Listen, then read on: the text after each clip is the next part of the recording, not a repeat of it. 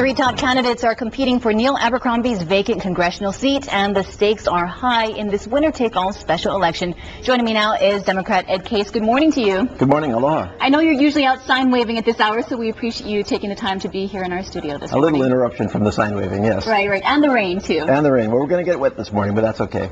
I know that you're the only candidate with experience in Washington, but do you think you'll be able to effectively work with the rest of the Hawaii delegation if elected, since you ran against Senator Akaka and Senator Inoue has endorsed one of your opponents? No problem at all.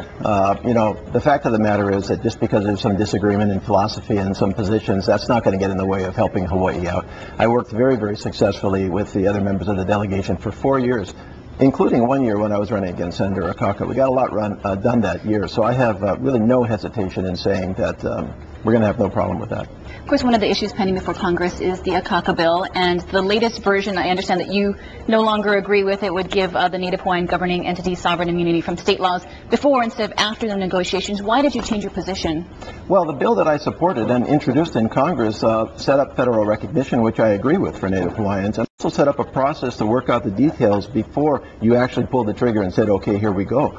The bill that was amended now and that is in the U.S. Senate pending passage essentially I think creates a little bit too much ambiguity up front, and frankly, I just don't want to see another generation of litigation over this stuff. I mean, if we're going to do it, let's do it, but let's get straight exactly what we're doing so that the lawsuits that have so plagued Native Hawaiian issues over the years are not coming out of the woodwork every 2 years or so. Another hot topic right now on Capitol Hill is financial reform.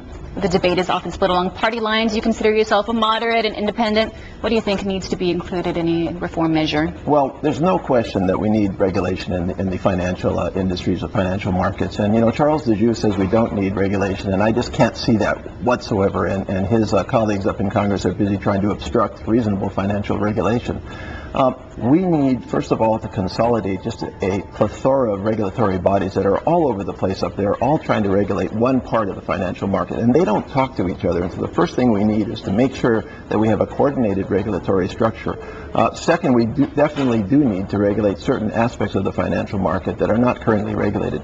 And third, it's just real basic. We can't allow the financial markets to take as much risk as they did.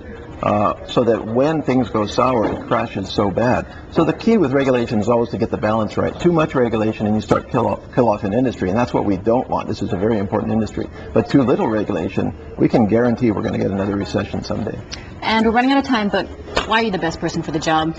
Experience in Washington, change in Washington, change that can actually get the job done. And also, my election would be a referendum on Hawaii politics, change in the political culture of Hawaii. All right, we'll let you get out to your sign waving. Thank you so much. Thank you very much. Coming up in the next hour, we are going to